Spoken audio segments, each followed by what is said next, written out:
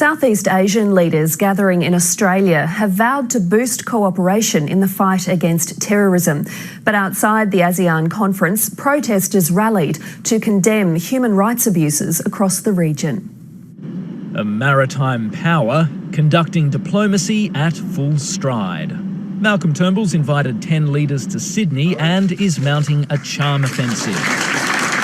There is a point to this flurry of choreographed handshakes. Australia wants to beef up its ties with the main players in Southeast Asia as it hedges against China's rise.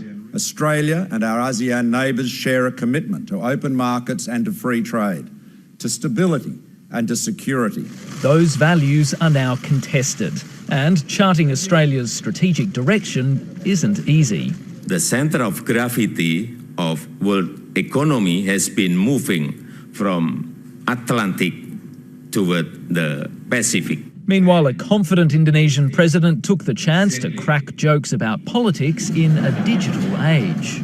Since the arrival of Netflix, we politicians have no choice but to turn politics into reality TV.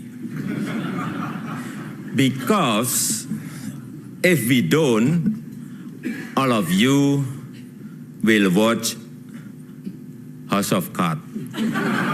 While others struck a darker tone. A nation cannot be assured of its own safety while there are threats at its doorstep.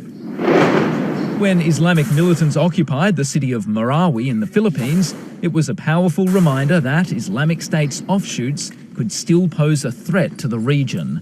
ASEAN nations have now promised to boost cooperation and share information to stem the flow of money and foreign fighters to terrorist groups. While it's all polite smiles and diplomatic language at the ASEAN summit, outside the building, it's a different story. Several diaspora communities from a number of ASEAN nations, including Vietnam, Cambodia and Myanmar, are furious about the erosion of democracy and human rights abuses in those nations. My mom, she's 91 this year, and she cannot stand by and see those people suffer. Like when we were going through during Pol Pot, we feel that no one outside was speaking on our behalf. 90% of our population has been completely wiped out, and more than 43,000 people has been killed. Accusations that aren't likely to be answered at this summit. Stephen Jedgetts, ABC News, Sydney.